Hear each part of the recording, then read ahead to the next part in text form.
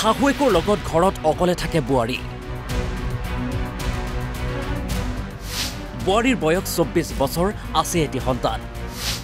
স্বামীয়ে কৰ্মসূত্ৰে বহিৰাজ্যত থাকে, কিন্তু দিনৰ পোহৰতে বোৱাৰীয়ে সংঘটিত কৰিলে ভয়ংকৰ কাহিনী। বোৱাৰীৰ কাণ্ডক লৈ এতিয়া চৌদিশে চৰ্চা। ঘটনা ৰহাৰ জৰাবাৰী আলিকুছিৰ। এইগৰাকী দিব্ৰজ্যোতি নাথৰ পত্নী। স্বামী দিব্ৰজ্যোতি ঘৰত নাথাকে। এইগৰাকী শাহুৱেক। স্বামী নথকা হেতুকেই কণমানি সন্তানটিৰ সৈতে শাহুৱেকৰ লগত থাকে বোৱাৰীয়েক।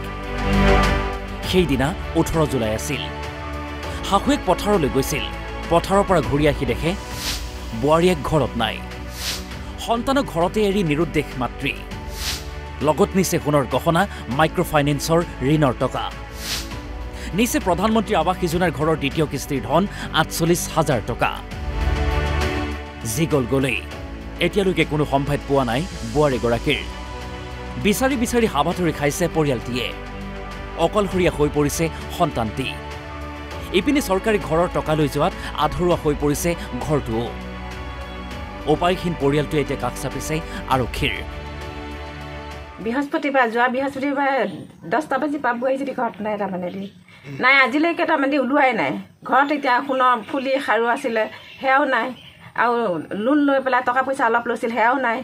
আকৌ ঘৰ বনাবৰ কাৰণে দ্বিতীয় কিস্তি 48,000 সোমাইছিলে, তাইৰ হাততে জমা থৈছিলোঁ, সেয়াও নাই। ঘৰৰ কামো নকৰিলে। এতিয়ালৈকে খবৰ পোৱা কিমান দিন হ'ল? খবৰ নোপোৱা? আজি এসপ্তাহ হ'ল।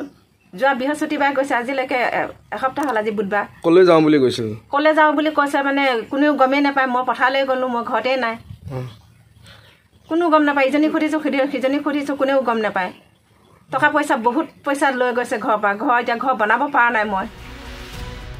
এতিয়া প্ৰশ্ন হয়, পুনৰ ঘূৰি আহিবনে বোৱাৰীয়েক, নে আন কাৰোবাৰ সৈতে গুচি গ'ল? আৰক্ষীৰ অনুসন্ধানতহে সকলো পোহৰলৈ আহিব। বৃহস্পতিবাৰ, যোৱা বৃহস্পতিবাৰে 10টা বাজি পাবহি যদি ঘৰত নাই, তাৰমানে নাই আজিলৈকে তাৰমানে ওলোৱাই নাই। ঘৰত এতিয়া সোণৰ ফুলি খাৰু আছিলে, সেয়াও নাই। আৰু লোন লৈ পেলাই টকা পইচা অলপ লৈছিল, সেয়াও নাই। আকৌ ঘৰ বনাবৰ কাৰণে দ্বিতীয় কিস্তি 48,000 সোমাইছিলে, তাইৰ হাততে জমা থৈছিলোঁ, সেয়াও নাই। ঘৰৰ কামো নকৰিলে। এতিয়ালৈকে খবৰ পোৱা কিমান দিন হ'ল? খবৰ নোপোৱা? আজি এসপ্তাহ হ'ল। যোৱা বৃহস্পতিবাৰে গৈছে, আজিলৈকে এসপ্তাহ হ'ল। আজি বুধবাৰ। কলৈ যাওঁ বুলি কৈছিল? কলৈ যাওঁ বুলি কৈছে মানে কোনেও গমেই নাপায়। মই পথাৰলৈ গ'লোঁ, মই ঘৰতেই নাই। কোনো গম নাপায়। ইজনী সুধিছোঁ, সিজনী সুধিছোঁ, কোনেও গম নাপায়। টকা পইচা বহুত পইচা লৈ গৈছে ঘৰৰ পৰা। এতিয়া ঘৰ বনাব পৰা নাই মই। ৰহাৰ পৰা কুঞ্জ কাকতি, অসম লাইভ 24।